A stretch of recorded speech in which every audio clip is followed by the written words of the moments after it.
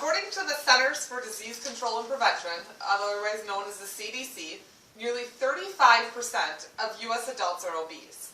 Obesity is just more than the way that a person looks or the pant size that they wear, but it also has terrible health effects, and it costs our nation billions of dollars throughout the year.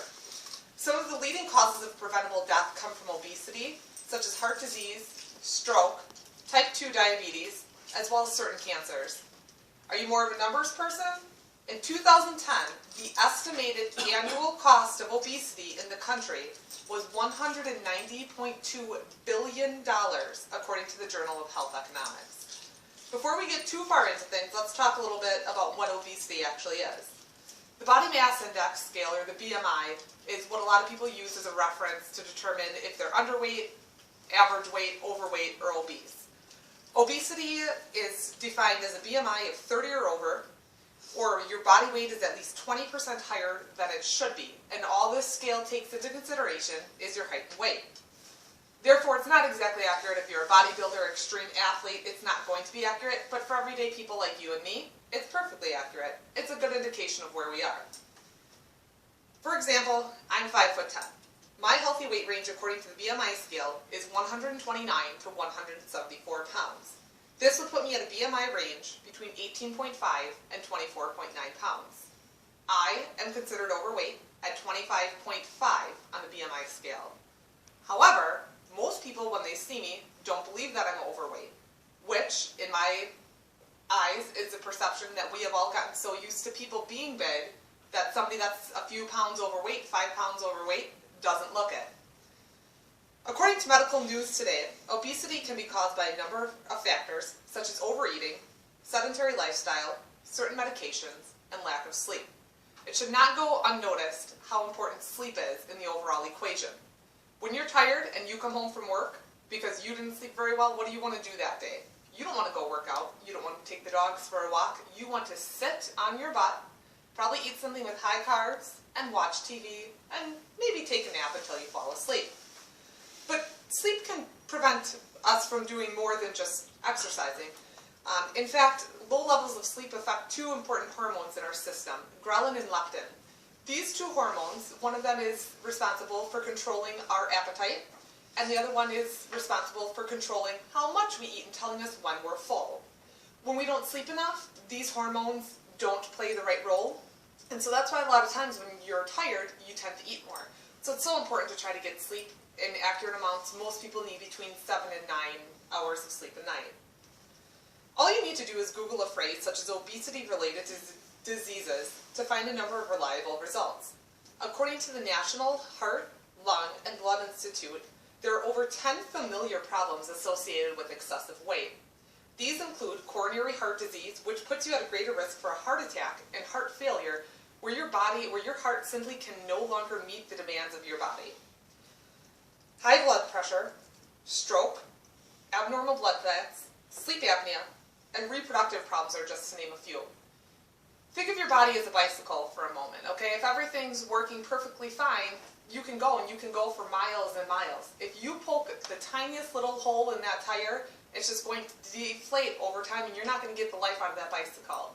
Unfortunately, unlike a bicycle, we can't replace our tires. We're given one body, and why would we want to intentionally put the hole in our body? One disease I want to highlight in particular is type 2 diabetes. The reason I want to focus on this is because everybody is familiar with diabetes to a point, and because everybody is aware that you can use insulin to help control your diabetes. But so many people think that insulin is a fix, and that by controlling your insulin levels, you're no longer at risk for any of the other complications from diabetes. These complications include, according to the American Diabetes Association, skin and eye complications including blindness, neuropathy, foot complications, kidney disease, hypertension, stroke, and heart disease. While you can work to manage your diabetes through a healthy lifestyle and insulin regulation, you're still at a higher risk for all of these no matter what you do. Kidney failure is huge. Do you want to be hooked up to dialysis machines or be on a renal diet where you can barely eat anything and it severely compromises the quality of life? My guess is probably not. So let's take care of our body while we can. Another disease that's important, extremely important to highlight is heart disease. The CDC reports that approximately 1 out of every 4 deaths in the U.S. is attributed to heart disease. It is in fact the #1 killer of most ethnicities in the country. Because obesity negatively affects so many of our numbers, such as our blood lipid levels, triglycerides, decreases our HDL or bad cholesterol, or good cholesterol, increases our LDL or bad cholesterol, we're putting ourselves at a higher risk category. ObesityInAmerica.org had the perfect phrase for this cocktail, saying, "This recipe creates optimal conditions for developing heart disease." Some people are okay with the risks of diabetes, and you figure you only live once, so why not make it a good one? Let's eat what we can, sit around what we can, and that's how we want to enjoy our life. Okay, well, to each their own. However, many people are truly concerned about something else: finances. Whether it's your personal finances or that of the national economy, there's always a concern. So let's take a look at some numbers. How many of you would like to take 21% of your paycheck every week and give it to me? That's right, no one. But 21% is the number that we are spending annually as a country on treating obesity-related illnesses. Again, these are largely preventable diseases. If the obesity trend continues in the direction it is going, which is up, over the next 2 decades, we will see an estimated increase to $549.5 billion in treating preventable health diseases caused by obesity. That's approximately a 35% increase. It's harder to understand the impact of things when we talk about national levels, so let's bring it down to a community level. According to the Gallup Business Journal, the 10 cities with the highest obesity rates have direct costs associated with obesity and its related diseases of about $50 million per 100,000 residents. To break that down further, if each of these cities reduce their number of obesity to the national average, not eliminating it, the savings in the community would equal approximately $500 million in healthcare costs each year. They would save $500 million at a time where public schools don't have money to fund additional programs and they're forced to cut programs like art and FIAD. Is that really how you want to spend your money? Is on obesity? That's fine. On an individual level, obese individuals spend an average of almost $1,500 more per year on health costs. Obesity is no joke. We're accustomed to seeing extended sizes, obese individuals, and engage in activities that promote this lifestyle.